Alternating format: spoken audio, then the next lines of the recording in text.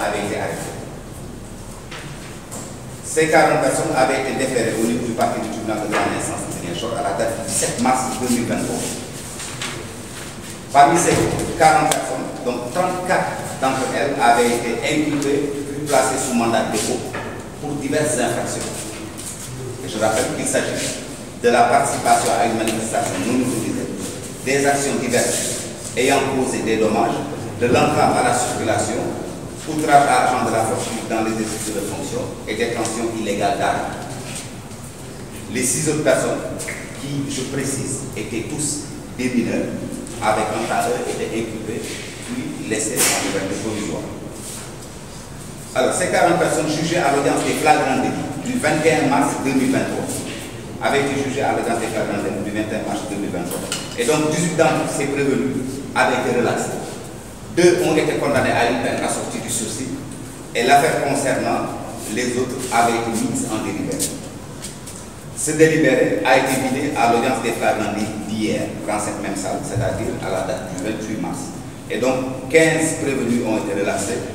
Une personne a été condamnée à 1 mois d'emprisonnement ferme. 2 personnes ont été condamnées chacune à 6 mois d'emprisonnement ferme. Le 20 mars, 45 personnes avaient été déférées par la brigade de recherche de la gendarmerie de Ziguinchor ainsi que le commissariat central de Ziguinchor. Et donc parmi ces personnes-là, 26 d'entre elles avaient été inculpées et placées sous mandat de dépôt. Les concernant étaient prévus en flagrant délit pour le mardi 28, c'est-à-dire hier. De même que pour 11 autres manifestants qui avaient été arrêtés dans la commune de Baïra, qui ont été déférés le 24 mars 2023 au parquet du TGI de Ziguinchor. Donc parmi ces 11 manifestants, 7 étaient des mineurs et avaient tous été mis en liberté provisoire. Donc 4 personnes en provenance de Baïra avaient fait l'objet d'un placement sous mandat de dépôt. En résumé, mesdames et messieurs, depuis les manifestations du 16 mars dernier, en ce qui concerne le parti du TGI de Ziguinchor, 96 manifestants ont été arrêtés et puis déférés au niveau du parti depuis le 16 mars. Et parmi ces 96 personnes-là, 64 d'entre elles avaient été placées sous mandat de dépôt, pendant que 32 personnes, essentiellement des mineurs et des élèves, ont été mis en liberté provisoire.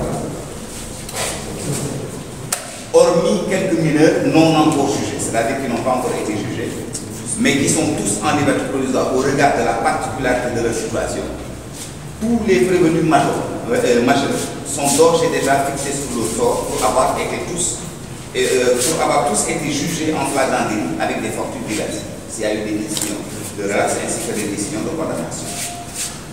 Et à l'heure où nous vous parlons, aucune procédure d'information judiciaire, c'est-à-dire aucune saisine de juge d'instruction n'a été faite.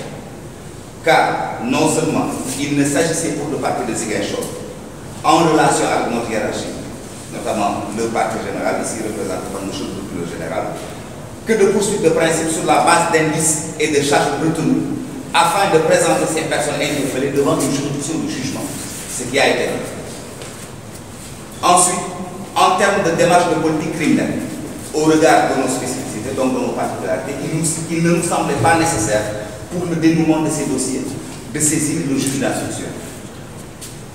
Rappelons à l'occasion qu'en vertu des dispositions de l'article 70 du Code de procédure pénale, l'ouverture d'une information judiciaire, c'est-à-dire la saisie d'un juge d'instruction, est obligatoire lorsqu'il s'agit d'une infraction qualifiée criminelle. En matière de délit, c'est-à-dire en matière correctionnelle, elle est facultative. Mais en matière correctionnelle, elle peut avoir lieu lorsque notamment les exigences de la manifestation de la vérité commandent qu'un juge d'instruction chargé d'investiguer soit saisi afin d'approfondir les éléments réunis au cours de l'enquête de police et de gendarmerie. Mesdames et messieurs, par ailleurs, et sur un autre registre, à la date du 20 mars 2023, nous avons été informés par voie téléphonique de ce que, à la suite des échauffourées dans la commune de Bignona, un corps sans vie avait été déposé à la devanture du camp militaire de Landry Mankadian, 6 dans la commune de Bignona. nous avons, dans l'immédiat, nous avons instruit le commandant de la brigade de gendarmerie de Bignona à l'effet d'effectuer un transport au camp militaire en vue de procéder aux premières constatations d'usage. Le défunt a été identifié sous le nom de Mamadou Kouarkaba, âgé de 22 ans, élève en classe de terminale au collège privé René Coly. Et les gendarmes avaient constaté une plaie béante au niveau de son front. Une réquisition à personne qualifiée aux fins d'autopsie médico-légale a été établie le 21 mars 2023 pour déterminer les causes de la mort du défunt.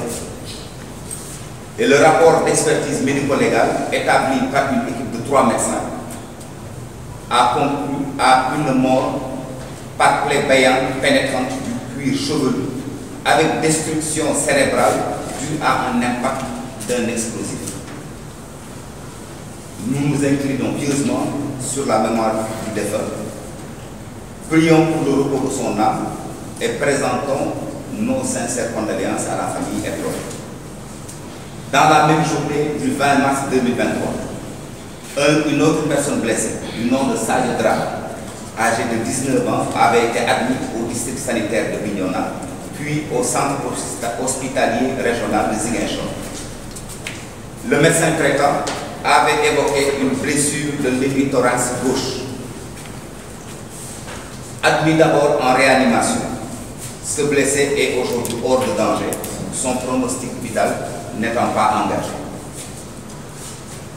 Mesdames et messieurs, aussitôt après la survenance de ces faits, c'est-à-dire la mort de Mamadou Kouarkaba ainsi que la blessure de Sadio Dramé, une enquête judiciaire a été ouverte dans le but d'élucider les circonstances de leur commission et de situer les responsabilités. Elle suit son cours normalement. Tel est, Monsieur le Procureur général, Mesdames et Messieurs les journalistes, l'économie de la présentation du parti TGI du tribunal de grande instance de Ziguinchor. Je vous remercie de votre attention.